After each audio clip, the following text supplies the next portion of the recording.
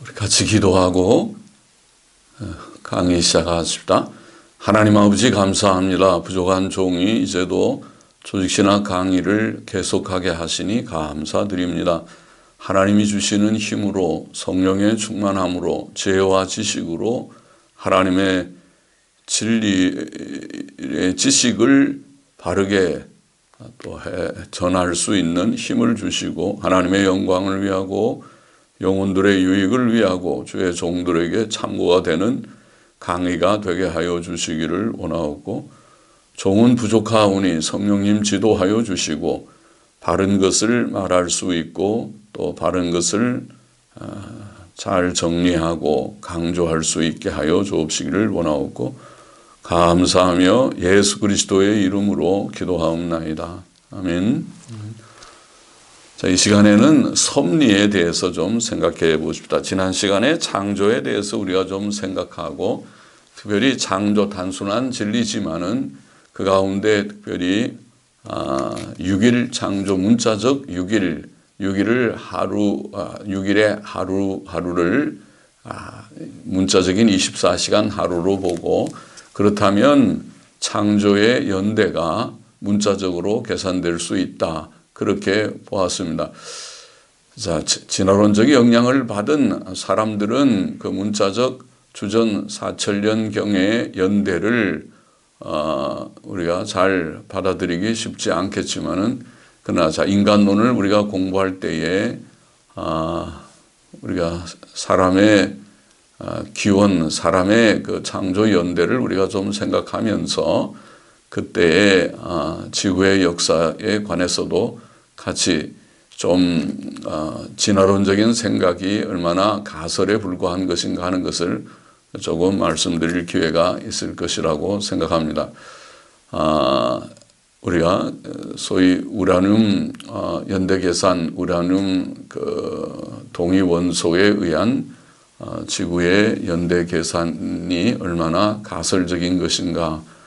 지구는 생각보다 그렇게 오래된 것이 아니다. 오래되지 않은 지구의 연대에 대한 과학적인 근거들을 좀 우리가 생각해 볼 수 있고, 인류의 연대도 마찬가지입니다. 그때 조금 더 진화론에 대한 비평을 하면서 조금 더 보충할 수 있을 것입니다. 오늘은 섭리에 대해서 우리가 잘 아는 진리지만은 좀 정리해 보십시다. 섭리는 하나님께서 창조하신 세상을 보존하시고 통치하시는 것을 말하는 것이죠. 소일문답 11문답에 보면 이렇게 되어 있습니다. 하나님의 섭리의 일들은 그의 모든 피조물들과 그들의 모든 행위들에 대한 그의 가장 거룩하고 지혜롭고 능력 있는 보존하심과 통치하심이다. 그렇게 말하고 있고, 우리의 신앙고백 5장 1절에 보면 이렇게 되어 있습니다. 만물의 크신 창조자 하나님께서는 그의 가장 지혜롭고 거룩한 섭리에 의해 그의 무오한 예지와, 미리 다 보시는 것은 그것도 정확한 지식이라는 예지와 그 자신의 뜻에 자유롭고 불변적인 계획을 따라, 작정도 불변적이시죠.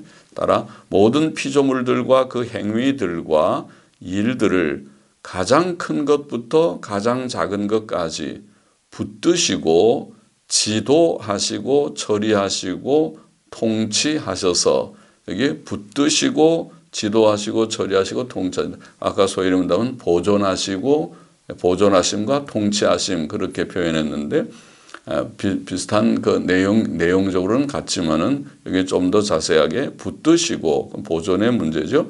지도하시고 처리하시고 통치하셔서 그의 지혜와 능력과 의와 선과 자비의 영광을 찬송케 하신다. 그렇게 섭리의 목적까지 진술하였습니다. 섭리의 요소와 범위, 하나님의 섭리하심에 지금 금방 정의 개념에서 언급했지만은 섭리하심에는 두 요소가 있죠. 보존하심과 통치하심, 보존과 통치라고 하는 두 요소입니다.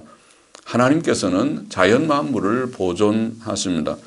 하나님께서는 자연 만물을 단지 자연 법칙들에 맡겨두시는 것이 아니고 적극적으로 또 계속 보존하십니다. 느헤미야 9장 6절에 보면 주는 여호와시라 하늘과 하늘들의 하늘과 1월 성신, 해와 달과 별들을 가리켜서 1월 성신과 땅과 땅 위의 만물과 바다와 그 가운데 모든 것을 지으시고 다 보존하시오니, 하나님께서 지으신 자연 만물 그리고 그 자연 만물을 보존하신 모든 천군이 주께 경배하나이다, 그렇게 말합니다. 시편 36편 6절에 보면 여호와여 주는 사람과 짐승을 보호하시나이다. 사람들도 짐승들까지도 하나님께서 보호하십니다. 예수께서는 하나님께서 그 해를 악인과 선인에게 비추게 하시며, 그래서 하나님께서 태양을 다 비추어 주신다. 모든 사람들에게 의로운 자들이든 악한 자들이든, 또 비를 의로운 자와 불의한 자에게 내리우신다. 그런 말씀을 마태복음 5장 45절에 하셨고, 또 마태복음 6장에 보면 하나님께서 하늘에 계신 아버지께서 공중의 새를 먹이시고, 새들을 지금 먹이신다. 그냥 내버려 두시는, 자연법칙에 버려두시는 것이 아니라 친히 하나님께서 기르시듯이 공중의 새들을 먹이시고 들의 백합화를 입히신다, 이렇게 표현했습니다. 그것이 보존이죠. 하나님께서 창조하신 자연 만물을 하나님께서 친히 보존하신다는 말씀입니다. 사도 바울은 만물이 예수 그리스도 안에 있다, 골로새서 1장 17절에 그렇게 표현했습니다. 그러니까 모든 만물이 하나님의 손 안에, 예수 그리스도 안에 있다. 히브리서 1장 3절은 예수 그리스도께서 능력의 말씀으로 만물을 붙드신다, 이렇게 표현했습니다. 보존의 개념이죠. 하나님께서는 자연 만물을 보존하실 뿐만 아니라 통치하십니다. 구약 성경에서 하나님을 주님, 아도나이, 그래서 아도나이라는 말이 둔이라는 통치한다는 동사에서 나온 말이죠. 아도나이, 또 혹은 왕, 하나님을 왕이라고 시편에 많이 나오죠. 시편 5편 2절, 24편 7절로 10절, 44편, 47편, 48편, 74편.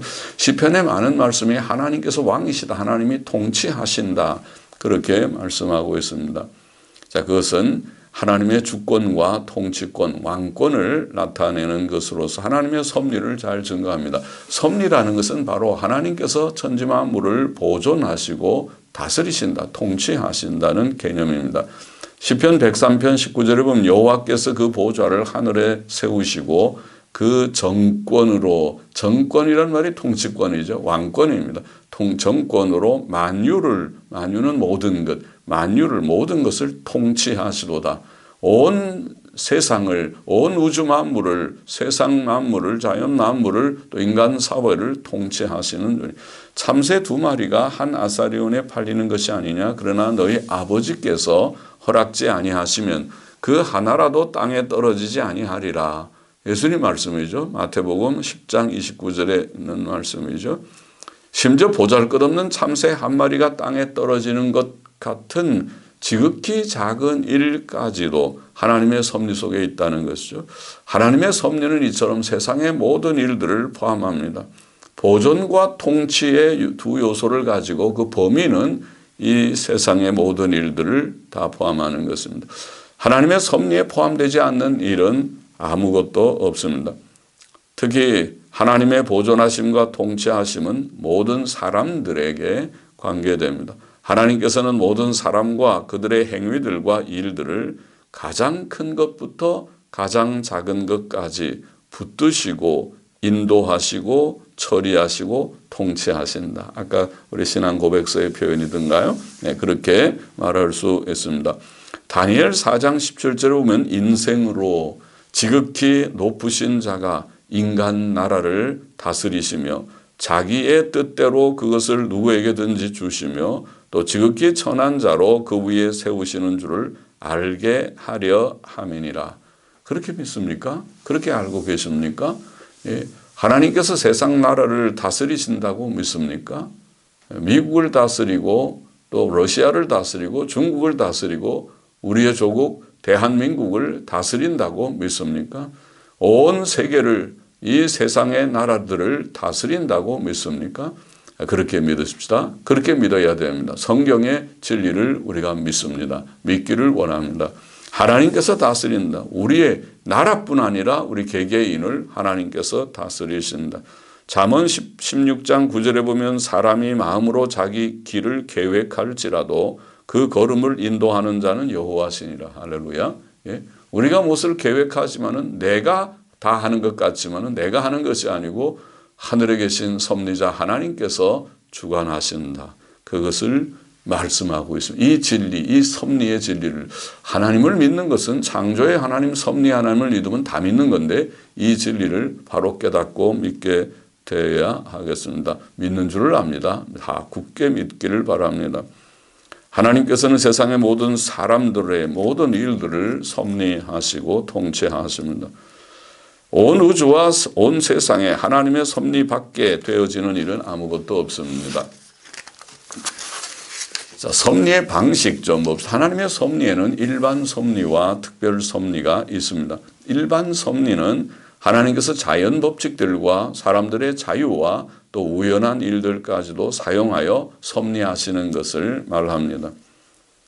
신앙고백 5장 2절에 보면 이렇게 되어 있어요. 비록 모든 일들은 제1원인이신 하나님의 예지와 작정과의 관계에서 불변적이고 무오하게 일어나지만 하나님의 예지나 작정에서 볼 때에는 하나님이 제1원인자이시니까 거기에서 보면 모든 것들이 불변적이고 무오하게 정확하게 오류 없이 일어나지만은 그러나 그 동일한 섭리에 의해서 그는 제2원인들의 성질에 따라 제1원인 하나님의 입장에서 보면 그렇지만은 제2원인들의 성질에 따라 그것들을 필연적으로 일어나게 하죠. 자연 법칙에 따라서 필연적으로 일어나는 일도 있고 또 인간의 자유에 따라서 자유롭게 혹은 우연하게 그 일이 우연하게 됐는데 싶은 일들도 있다는 것을 그렇게 표현했습니다. 그것들을 필연적으로 혹은 자유롭게 혹은 우연하게 일어나게 정하신다라고 고백합니다. 하나님께서는 자연 법칙과 자연적 수단들을 사용하여 섭리하십니다. 자연 법칙, 자연적 수단들. 하나님께서는 노아에게 땅이 있을 동안에는 심음과 거둠과 뭘 심으면 거둘 수 있죠. 추위와 더위와 그것은 그 모든 지구의 자전과 공전에 따라서 생기는 그런 현상이라고 알고 있지 않습니까? 태양과 가까워지면 여름이 되고 또 멀어지면 겨울이 되고 그렇게 됩니다.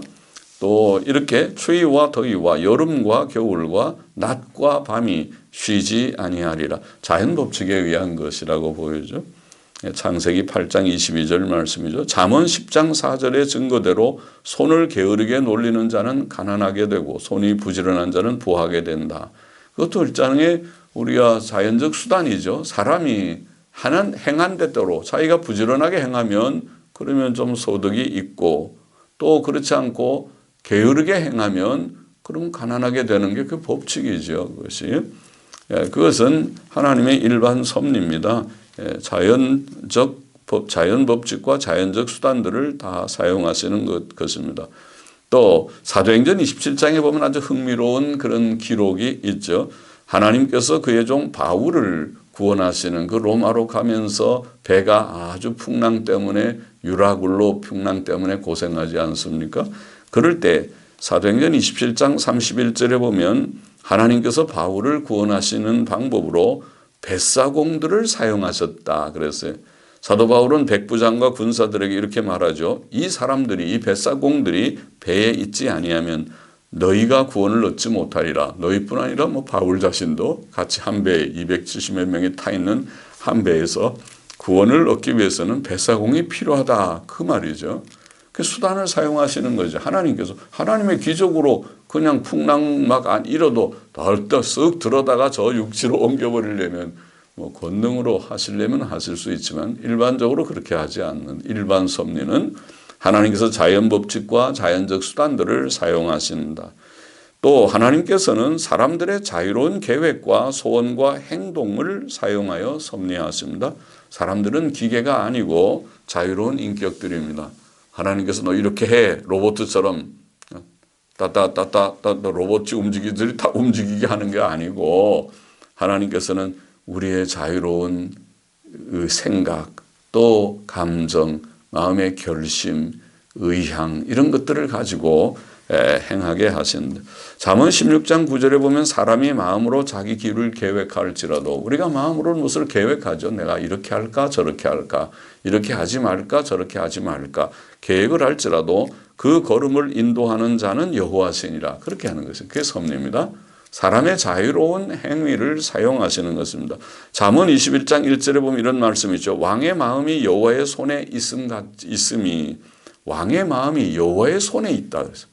왕이 모든 것을 다 결단하고 행하는 권세자죠. 그러나 그것이 하나님의 손에 있음이 마치 보의 물과 같아서 강의 수로의 물과 같아서 수로를 내가 이렇게도 옮기고 저렇게도 요새같이 파이프 혹은 호스를 가지고 이렇게 옮기고 저렇게 옮기고 할 수 있는 것처럼 그가 임의로 인도하시느니라. 누가? 그가 하나님께서 왕의 마음을 임의로 인도하신다. 왕의 마음이 여호와의 손에 있다. 이렇게 표현했습니다. 또 사도 바울은 빌립보서 2장 12절 13절에 이런 좋은 말씀하셨죠. 너희 안에서 행하시는 이는 하나님이시니 하나님이 우리 안에 행하신다. 자기의 기쁘신 뜻을 위하여 하나님의 기쁘신 뜻을 위하여 너희로 소원을 두고 행하게 하시느니라. 그런 말씀이 있죠. 아, 그렇구나. 하나님의 섭리가 우리의 소원을 통해서 이루어지게 하신다. 그런 방식으로 이루어진다. 또 하나님께서는 우연한 일도 사용하여 섭리하십니다. 우연까지도요. 자연 법칙이나 자연 수단 또 사람의 자유로운 그런 계획과 소원과 행동뿐 아니라 우연한 일도 룻기 2장 3절의 성경 말씀 보면 모압 여자 룻이 우연히 보아스에게 속한 밭에 이르러서 이삭 줍기를 하지 않았습니까? 그래서 가난한 사람들은 추수할 때 부잣집에 추수하는데 따라다니면서 떨어진 이삭들 주어서 그들이 가서 양식으로 삼았지요. 그로 인해 룻은 우연히 보아스의 밭에 이르렀던 룻은 보아스를 만나게 되고 마침내 보아스와 결혼해서 메시아의 족보가에 올라가게 되지 않습니까? 보아스가 낳은 오벳이 이새의 아버지고 그 이새에게서 다윗이 나지 않았습니까? 그러니까 메시아의 족보에 올라가되 그 우연하게 된 것처럼 보이지만은 하나님의 뜻이 이루어졌다. 열왕기상 22장 34절에도 그 말씀이 있죠. 한 사람이 우연히 활을 당겨 이스라엘 왕 아합의 갑옷 솔기를 쏘았습니다. 이스라엘 왕 아합은 악한 왕 우상 숭배자였죠. 그래서 그로 인해서 아합은 큰 부상을 입고 전사하게 됩니다. 전쟁이 너무 맹렬해서 피하지 못하고 그래 적군을 막다가 그저 피를 많이 흘려서 죽게 되는 것입니다. 그럼으로써 엘리야 선지자를 통해 주셨던 하나님의 예언이 이루어졌던 것입니다. 하나님의 뜻이 이루어지는 과정이 이와 같이 우연한 일로 이루어지는 경우들이 있는 이와 같이 하나님께서는 자연 법칙들과 자연적 수단들이나 사람들의 자유로운 계획들과 소원들과 행동들이나 또 우연한 일들까지도 사용하여 섭리하신다. 그것을 보입니다. 그러나 하나님의 섭리를 믿는 것은 자연 법칙들만 믿는 생각, 우리가 앞에서 계시를 말할 때에 자연 신론을 말한 바가 있죠. 자연 법칙만 믿는 자들이죠. 하나님의 특별한 간섭을 부정하는 자연 법칙만 믿는 생각이나 또 모든 일을 우연으로 돌리는 우연론, 세상의 모든 일은 그냥 우연한 거야. 그런 생각, 이런 거는 전혀 다릅니다. 그런 생각들에는 인격적 하나님이 없지요. 그러나 성경이 말하는 섭리는 인격적 하나님의 역사죠.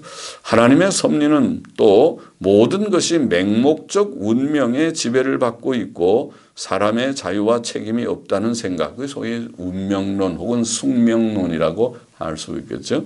그런 생각과도 다릅니다. 기독교는 결코 소극주의나 정적 소극주의 그냥 고요하게 나는 모른다. 그냥 가만히 있으면 된다. 운명대로 될 것이니까. 그런 거 아닙니다. 소극적으로 하여 나는 그냥 가만히 있을 거야.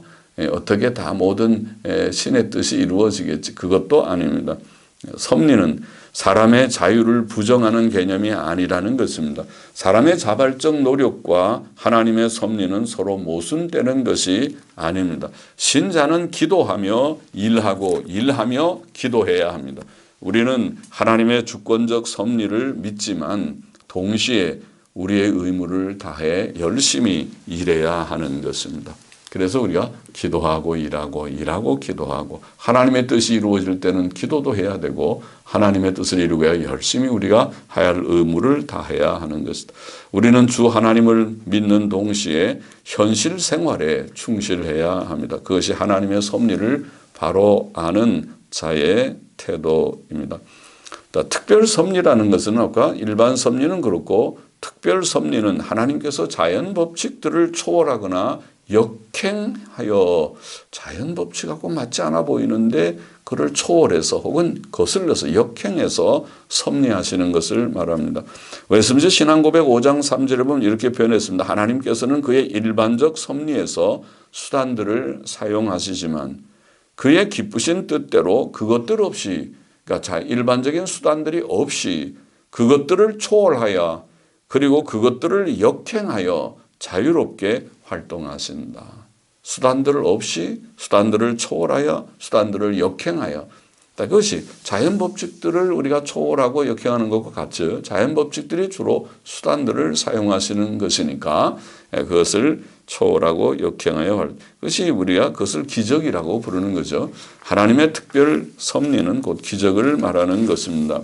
기적이라는 것은 하나님께서 물질 세계에서 제2원인들이나 자연 법칙을 사용하지 않고 모든 제1원인은 하나님이시지만 제2원인들은 모든 자연적 수단이나 자연 법칙이나 사람의 자유나 이런 것들이 아닙니까? 이런 것들을 사용하지 않고 직접 자신의 능력으로 행하시는 일들을 우리는 기적이라고 말하죠. 그래서 보통 초자연적인 일들이지요, 다. 세상에서 기적은 가능한 일입니다. 하나님께서 전능하심으로 하나님을 믿는 자들에게 기적은 결코 불가능한 일이거나 이상한 일이 아닙니다. 기적이 자연 법칙을 어긴다는 이유 때문에 그 가능성을 부정하는 것은 전혀 전능하신 하나님을 고려치 않는 잘못된 생각과 태도입니다. 그것은 불신앙입니다. 비록 현재 우리의 제한된 지식으로는 기적이 어떤 미지의 고등한 자연 법칙에 의한 것이라고 단정할 수 없을지라도 하나님께서 무로부터 말씀으로 천지 만물을 창조하셨음을 믿는다면 기적은 얼마든지 가능한 일입니다. 그렇죠? 우리는 지금 잘 눈으로 볼 수 없어서 그렇지 쉽게 말하면 그것입니다. 쉽게 말하면은 우리가 지금 그렇죠. 뉴턴의 만유 인력 법칙인가요? 뭐가 이게 무게가 있으면 떨어지잖아요. 중력이 있으니까 지구 중심으로 뭐가 당기는 힘이 있다를 중력이라고 말하죠. 그래서 이게 떨어지는데 그 모든 것들 물건이 떨어져요. 그러나 이 물건이 떨어지지 않는 수가 있어요. 어떤 때 안 떨어지나요? 안 떨어지는 건 내가 손으로 잡고 있으면 안 떨어지죠. 그렇잖아요. 이게 다 떨어지는데 이건 안 떨어지잖아요. 손으로 잡고 있으면. 그런데 우리가 지금 눈에 보이는 사람의 손으로 잡고 있어서 그렇지 하나님은 눈에 안 보이시는 분이시니까 눈에 안 보이시는 영이신 하나님께서 안 보이는 손으로 잡고 있으면요. 안 떨어질 수 있죠. 안 떨어질 수 있잖아요. 그 안 떨어지는 걸 보고 이거 기적이다. 기적이죠. 자연 법칙은 다 떨어지는 건데 뉴턴의 만유 인력의 법칙이라는 것이 다 떨어지는 건데 안 떨어지니까 기적이지만은 그러나 우리는 우리가 이해를 못해서 그렇지 하나님의 눈에 보이지 않는 손으로 붙들고 계시다 하는 원리를 이해한다면 그거 하나도 이상한 것이 아닌 것과 같아요. 물론 그 말로 기적을 다 설명할 수는 없지만은 말이죠. 기적은 하나님의 능력을 생각한다면 하나님께서 무로부터 말씀으로 천지 만물을 창조하셨음을 우리가 믿지 않습니까? 창조에서 창세기 1장의 말씀을 우리가 생각했죠. 그렇다면 기적은 얼마든지 가능한 일이다.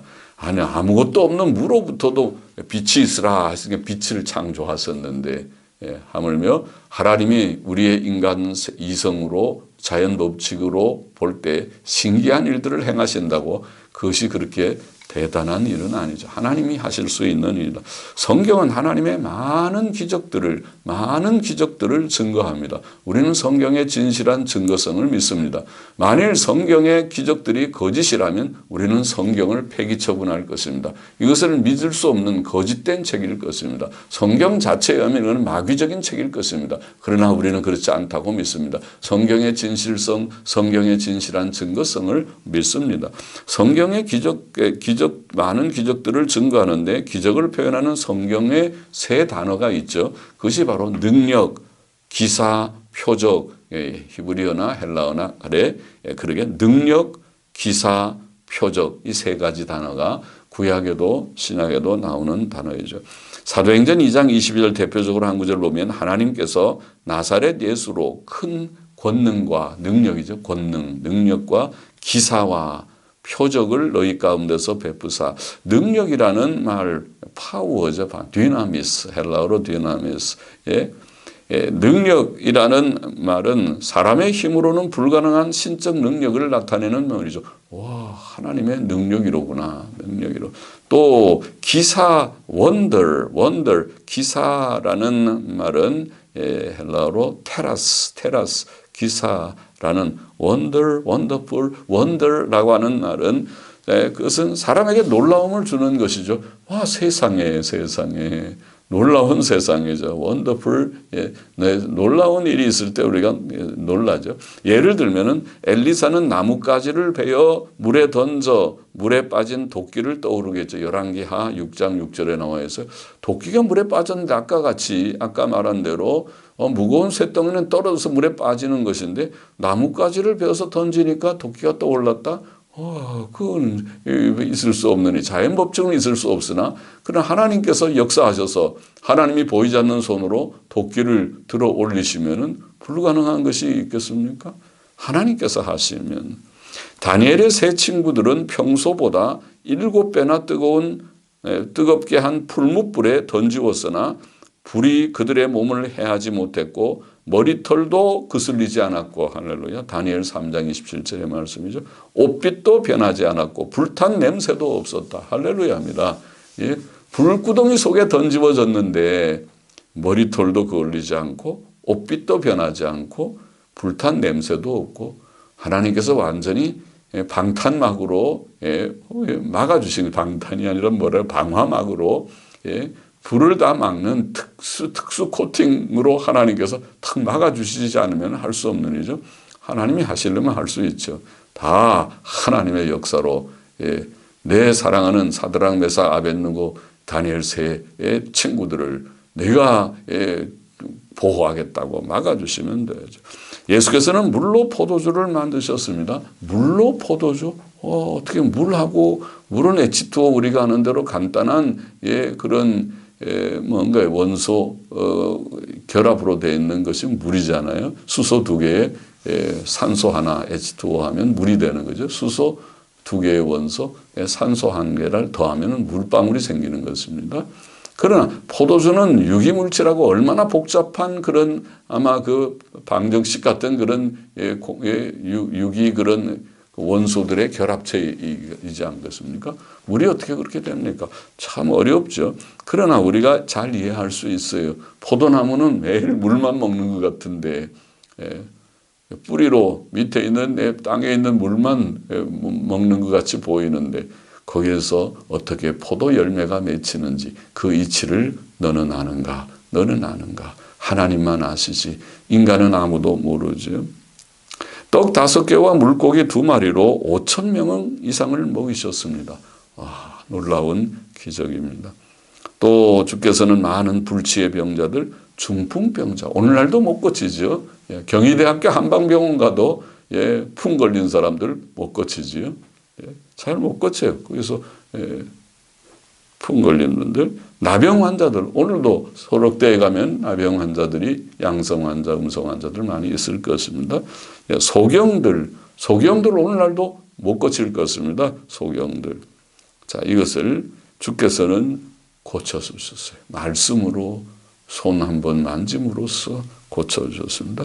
또 심지어 죽은 자들을 살려주셨습니다. 3명이나 야이로의 12살 딴 외동딸, 나인성 과부의 아들, 나흘 돼서 냄새나는 썩은 냄새가 나는 나사로 주님께서 살려주셨죠. 이것들은 다 자연 법칙들로 보면 불가능하고 오직 하나님의 능력으로만 가능한 놀라운 일이신, 그것이 기사입니다. wonder. 와, 세상에 그런 일이 어디 있는가? 여기에 있습니다. 성경에 있습니다. 주님께 있습니다. 선지자들의 역사에 있었습니다. 그리고 셋째 단어는 표적이죠. 표적은 하나님께서 기적들을 주신 목적을 보이는 말이라고 할 수 있습니다. 표적이라는 영어의 표현은 사인입니다. 세메이온이라는 헬라어나 히브리어의 오스라는 말은 그냥 표라는 말이에요. 표, 사인. 영어로는 사인이라고 표현합니다. 기적은 우리가 미러클, 아까 기사 안에 미러클 그렇게 말하지만 power in miracle 혹은 그렇게 말하지만은 그 다음에 표적은 그냥 사인이라고 영어로도 번역. 사인은 우리가 지나다니는 표지판을 사인이라고 그러잖아요. 또 여러분들 서명할 때 사인한다고 그러지 않습니까? 그것은 내가 확인한 것이다. 표시를 하는 거죠. 표라는 말입니다. 자, 기적은 하나님과 말씀과 진리를 확증하기 위한 표입니다. 그 기적을 통해서 하나님이 나타나셨구나. 하나님이 이런 말씀을 하셨구나. 하나님이 살아계시구나. 그걸 보이는 것이죠. 신명기 4장 35절에 보면 하나님께서 애굽에서와 출애굽 후 광야에서 애굽에서도 또 광야에서도 이스라엘 백성에게 많은 기적들을 주신 목적이 거기에 나와 있죠. 그 목적이 신명기 4장 35절에 보면 여호와 하나님께서 유일하신 하나님을 알게 하기 위하여 하나님이심을 알게 하기 위하여. 하나님은 유일하신 하나님이다. 다른 신 없다. 여호와 하나님이 영원하신 하나님, 창세기 1장 1절 이전부터 계셨던 영원자존자이시고 유일하신 하나님이시다. 그가 창조자여 섭리자이시다. 이거를 알게 하기 위하여 많은 기적들을 주셨다. 10가지 재앙의 기적, 홍해 사건의 기적들, 만나와 메추라기의 기적들, 놀라운 그런 기적들을, 반석에서 물이 나는 기적들을 주셨다. 사도행전 2장 22절에 보면 하나님께서 나사렛 예수로 큰 권능과 기사와 표적을, 권능, 기사, 표적도 나오죠. 너희 가운데서, 아까 2장 22절 인용했던 구절인가요? 너희 가운데서 베푸사 너희 앞에서 그를 증거하셨느니라. 그렇게 말했죠. 증거하셨다. 그럼 기적은 무엇을 증거합니까? 예수께서 하나님의 아들 그리스도이심을 증거하신 것입니다. 할렐루야. 우리가 예수님이 하나님의 아들 그리스도라면 누가 믿어줘요? 그 증거를 대라고 그러잖아요. 뭐라고 증거를 대야 하겠어요? 그분은 고상한 분입니다. 그분은 인품이 아주 고매하십니다. 그러면 믿겠습니까? 예수님이 행하신 기적들은 바로 우리의 믿음 없는 우리들에게 믿게 하기 위하여 주신 하나님의 은혜로운 방편입니다.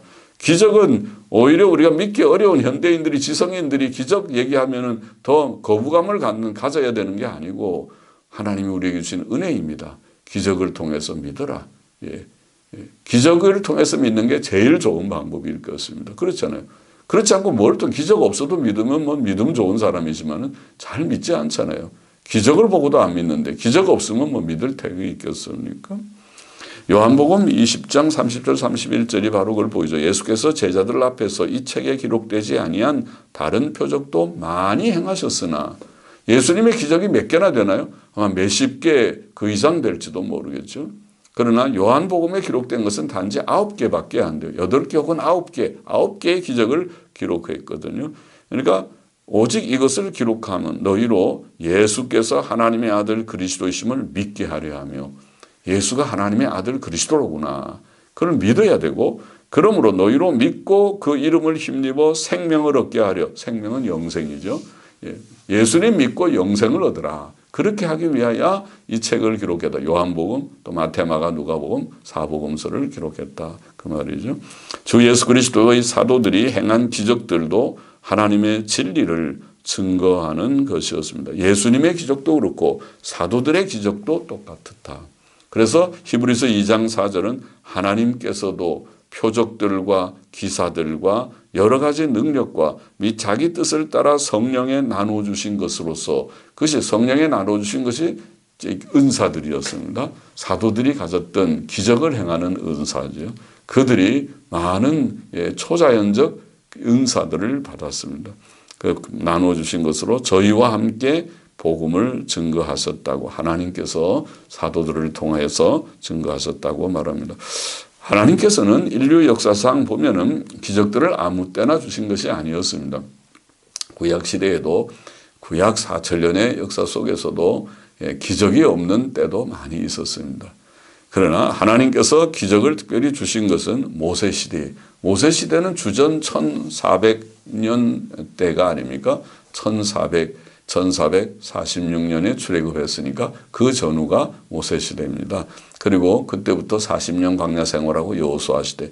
그래서 기적의 시대를 우리가 보면 첫째가 모세와 여호수아 시대입니다. 모세와 여호수아. 모세는 하나님의 사람, 특별 계시의 도구인 하나님의 사람이었고 그 후계자 여호수아의 시대, 모세와 여호수아 시대. 그 시대는 어떤 시대였습니까? 그 시대는 이스라엘 종교와 구약교회의 기초를 확립한 시대입니다. 그렇죠? 구약 시대의 기초, 구약 교회의 기초, 또 이스라엘 종교, 구약 여호와 하나님을 경외하는 종교의 기초는 모세를 통해서 기초가 닫아진 것입니다. 그래서 모세가 쓴 5권의 책, 모세오경이라는 창세기, 출애굽기, 레위기, 민수기, 신명기 5권의 책은 구약 39권 중에서도 성경입니다. 그 성경 중에 성경이에요. 그 5권의 기초에서, 그러니까 구약의 다른 역사서나 선지자들의 글이 늘 호소하는 성경이 모세오경입니다. 모세의 율법에 기록된 대로, 모세의 율법에 의하면 이렇게 하는 것입니다. 모세의 율법에 너희가 맞지 않구나. 모세의 율법에 경고한 대로의 저주를 너희가 받겠구나. 그렇게 되는 것입니다. 그것이 그 시대니까 하나님께서 모세와 여호수아에게 많은 기적을 주신 것이 필요하죠. 기초를 닦아야 되니까, 모세의 오경을 확립해야 되니까 그렇습니다. 둘째 시대는 엘리야와 엘리사 시대인데, 엘리야와 엘리사 시대는 어떤 시대였습니까? 그것은 이스라엘이 배교한 시대였습니다. 이스라엘이 하나님의 진리, 모세의 여호와 종교로부터 이탈해서 배교하는 그런 시대.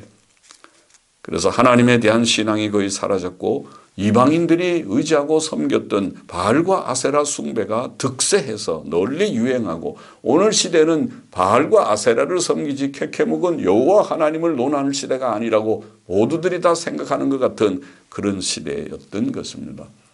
그 어두운, 영적으로 어두운 시대에 하나님께서는 참된 선지자 엘리야와 엘리사를 세우셨던 것입니다. 그들을 통해 기적들을 주심으로, 엘리야를 통해 많은 기적을 주시고, 엘리사는 엘리야가 승천할 때 사모한 대로 갑절의 영감을 달라고, 갑절의 영을 달라고 그가 요구한 대로 하나님께서 백갑절의 은혜를 주셨어요. 그러니까 엘리야가 행한 기적보다 2배의 기적을 엘리사는 행했어요. 엘리야와 엘리사의 그러한 기적들을 통해서 하나님 여호와 하나님께서 참 하나님이심을 증거하셨다. 여러분 유명한 갈멜산의 대결 사건을 알죠? 바알과 아세라 선지자들 850명을 모아왔어요. 오라. 그래서 850대 1 대결과 같이 그들과 참 하나님이 누구냐? 바알이 참 하나님이냐? 아니면 여호와가 참 하나님이냐? 불로 응답하는 자가 참 하나님이다 대결했던 사건을 기억할 것입니다. 하나님께서 증거하셨습니다. 여호와 하나님을 참 하나님 되심을 증거해요. 셋째 시대는 다니엘과 세 친구들의 시대라고 할 수 있는데, 그 시대는 어떤 시대였습니까? 그 시대도 엘리야 시대와 비슷하게 유다 나라가 다 망해버리고 바벨론의 포로로 잡혀갔던 시대가 아닙니까? 포로 생활하던 시대입니다. 엘리야, 엘리사 시대보다도 더 어두우면 어두운 시대예요. 엘리야와 엘리사 시대도 배교의 시대였지만은 그래도 엘리야와 엘리사가 아직도 가르치고 제자들도 양성하고 했지만은, 다니엘과 세 친구 시대는 아예 유다 나라, 북방은 일찍 망했고 유다 나라, 남방 유다 나라가 우상 숭배에서 완전히 망해가지고 포로로 잡혀갔으니까 나라가 완전히 망해버렸어요. 엘리야, 엘리사 시대보다 더한 시대지요. 그때에 하나님께서는 이방의 포로 생활을 하는 다니엘과 세 친구들을 통해서 기적이 많지는 않았어요. 다니엘이 특별히 사자굴의 기적, 놀라운 기적이고 그 전에 다니엘의 세 친구는 풀무불의 기적, 다니엘 3장, 다니엘 6장, 다니엘 3장 풀무불의 기적, 다니엘 6장 사자굴 기적이죠. 하나님께서는 그 놀라운 기적을 주심으로써 하나님이 참된 하나님이신 것을 증거했습니다. 바벨론 왕인 느부갓네살이 왕이 아니고 그가 주권자가 아니고 하나님이 그 시대에 아직도 살아계신 하나님이신 것을 깨우쳐 주시고 이스라엘이 망한 것은 하나님을 저버렸기 때문에 망했으니까 회개하고 돌아오면 회복될 것을 암시하시는 것이죠. 마지막 넷째 시대는 예수 그리스도와 사도들의 시대입니다. 그것이야말로 예수님 시대는 바로 구약 성경에 예언된 메시아가 오신 시대니까 예수 그리스도는 하나님이 주신 구약 시대의 특별 계시들 중에 특별 계시이시니까 그러므로 예수님이 오셔서 메시아가 오셨는데 많은 기적이 일어나는 것이 당연하죠. 그는 구약의 엘리야보다 크시고 모세보다 크시고 다니엘보다 크신 주님이시니까 예수님과 사도들을 통해서 많은 기적을 주셨어요. 예수님께서 많은 기적을 행하셨고 그래서 자신이 하나님의 아들 그리스도이심을 증거하셨고 제자들도 많은 기적을 행하여서 예수 그리스도와 그의 속죄 사역, 속죄의 복음을 밝히 증거했던 것입니다. 이로써 특별계시가 완성되고 이로써 신약 성경 27권이 완성되게 된 것입니다. 이때 하나님께서 많은 기적을 주신 것은 당연하죠. 모세 시대에 기적을 주셔서 모세오경을 완성하시고 또 이제 예수 그리스도와 사도를 통하여 기적을 주셔서 신약 성경을 완성케 하신 것입니다. 자, 섭리와 죄 문제를 좀 생각해 보십시다. 하나님의 섭리는 세상의 모든 일들에 관계되고 참새 한 마리가 땅에 떨어지는 것도 섭리 속에 있다 앞에서 말씀드렸죠. 마태복음 10장 29절 말씀. 그런데 하나님께서는 심지어 사람들의 죄까지도 섭리하신다. 와, 신비한 일이죠. 죄, 다 우리가 이해하기 어려운 그런 진리지만은 그러나 하나님께서 주권자로서 사람들의 죄 문제까지도 죄가 섭리 밖에 있다면 참 곤란하죠. 하나님이 다 섭리하려고 하는데도 사람이 자꾸 반항하고 사람이 죄를 짓기 때문에 하나님의 계획이 다 어그러지고 섭리가 다 그래 좌절되고 그렇게 돼서야 되겠습니까? 하나님께서 인간의 범죄와 인간의 죄 문제까지도 섭리하신다는 사실은 부정할 수 없는 성경의 진리입니다. 예를 들면 창세기 45장에 보면 요셉이 이렇게 말하지 않았습니까? 45장 5절 이하에 당신들이 나를 이곳에 팔았으므로 형들을 향해서 나를 이곳에 팔았으므로 근심하지 마소서 한탄하지 마소서 하나님께서 생명을 구원하시려고 나를 당신들 앞서 보내셨나이다. 자기를 누가 팔았다고요? 형들이 팔았는데. 누가 보냈다고요? 형들이 보냈는데. 그러나 요셉은 하나님께서 나를 당신들 앞서 보내셨나이다. 하나님께서 큰 구원으로 당신들의 생명을 보존하고 당신들의 후손을 세상에 두시려고 나를 당신들 앞서 보내셨나니 그런즉 나를 이리로 보낸 자는 당신들이 아니요 하나님이시라. 이게 바로 지금 말하는 죄 문제까지도 하나님의 섭리 안에 있다는 예입니다. 출애굽기 4장 21절에 보면 이런 말씀이 있죠. 내가 하나님께서 말씀하시기는 내가 바로의 마음을 강팍해 한즉 그가 백성을 놓지 아니하리라. 그런 말씀이 있어요. 아니, 바로의 마음이 강팍한 건 바로 지가 강팍하게 하는 것이지. 그러나 성경은 말하기를 내가 그렇게 하리라. 그렇게 표현했습니다. 출애굽기 4장부터 14장에서 바로가 자기를 강팍해 한다 혹은 완강케 한다 많은 표현이 있죠. 강팍해 한다 완강케 한다는 단어가 20번이나 강팍해 한다 14번 완강케 한다 6번 표현 중에서 하나님께서 여호와께서 바로의 마음을 강팍케 한다 완강케 한다는 말이 9번이나 나옵니다. 4장 21절, 7장 3절, 9장 12절, 10장 20절, 27절, 11장 10절, 14장 4절, 8절, 17절, 17절까지 9번이 뭐라고요? 하나님께서 바로를 강팍하게 하셨다. 그 말은 바로의 죄까지, 강팍한 그 악한 죄까지도 하나님의 주권 아래 있다. 주권적 섭리 아래 있다. 그것을 보이는 것이죠. 열왕기상 22장 23절에 여호와께서 거짓말하는 영을 곧 악령이죠.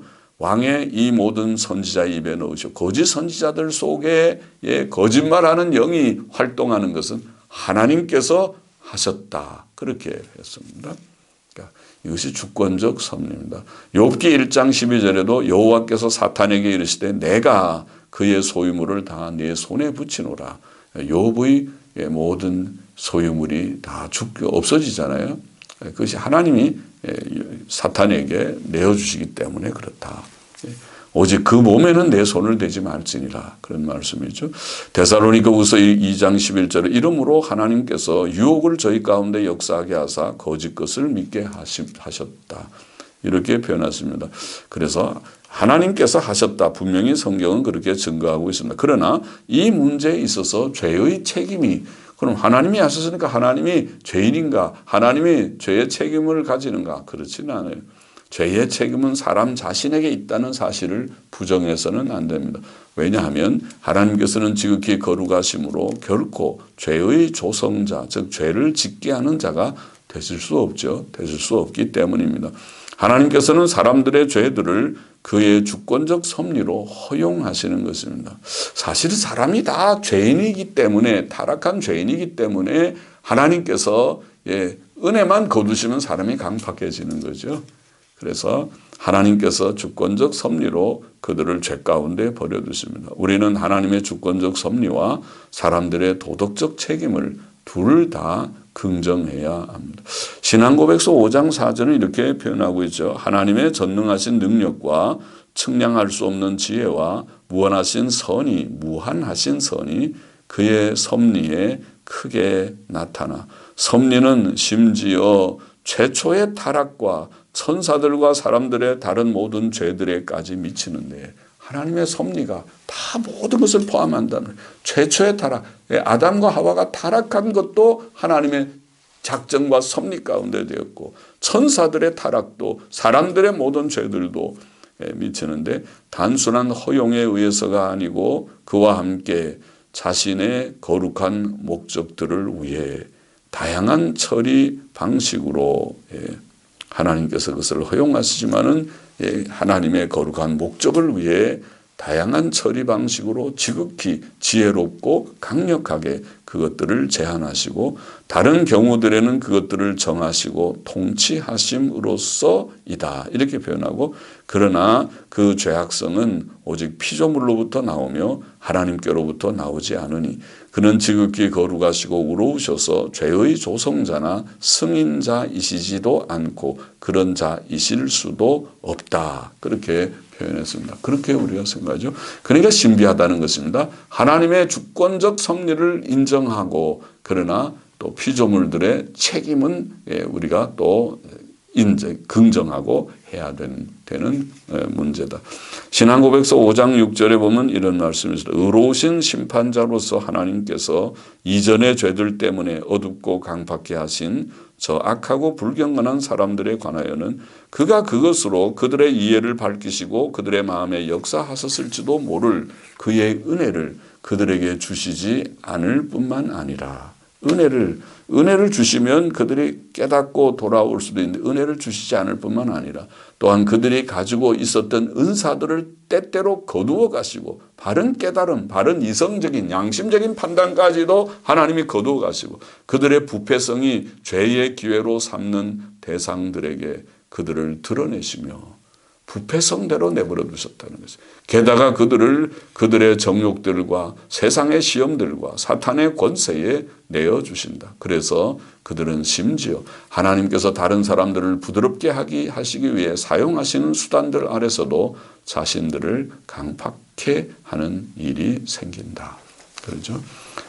다른 사람들은 다 그런 사건, 그런 환경에서 회개하고 주께로 돌아올 수 있는데 그러나 하나님께서 버려두신 자들은 그것을 오히려 강팍하게 똑같은 상황 속에서도 강팍하게 회개하기는커녕 하나님을 더욱 대적하는 자가 될 수 있다는 거죠. 섭리의 목적 마지막으로 하나님의 섭리는 1차적으로 택한 백성들의 구원을 위하는 것입니다.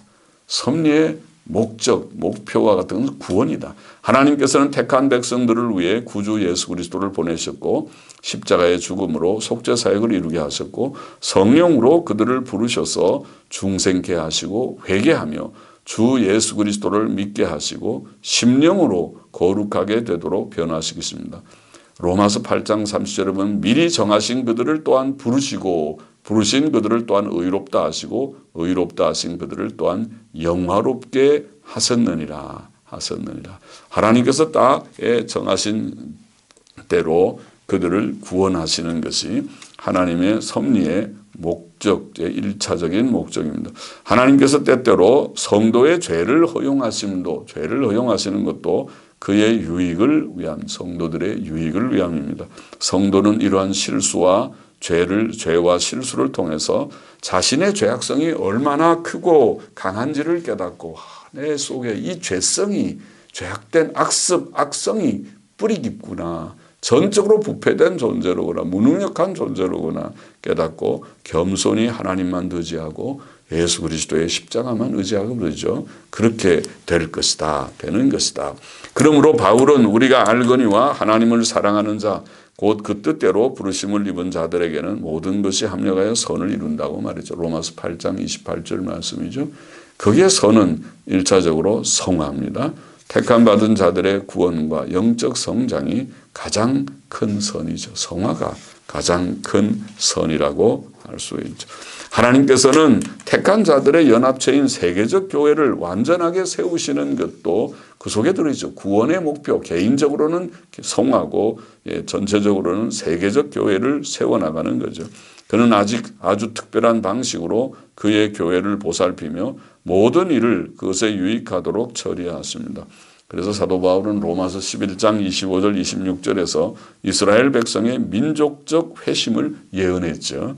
이 비밀은 이방인의 충만한 수가 들어오기까지 이스라엘의 덜어는 완화하게 된 것이라. 그리하여 온 이스라엘이 구원을 얻으리라. 그렇게 예언했었죠. 그는 이스라엘 백성과 이방인들의 구원을 포함한 하나님의 세계적 구원 계획을 증거하며 예언하였던 것입니다. 하나님의 섭리는 세계적으로 모든 택한 자들의 구원을 목표로 합니다. 세계 복음화는 하나님의 섭리의 한 중요한 목표이죠. 그러나 모든 인류와 온 세상을 향한 하나님의 섭리의 궁극적 목적은 지금 1차적 목적은 구원이고 개인의 구원, 성화 그리고 전체 세계 교회의 온전한 건립이고 그러나 궁극적 목적은 하나님 자신의 영광을 나타내시기 위함이라고 말해야 할 것입니다.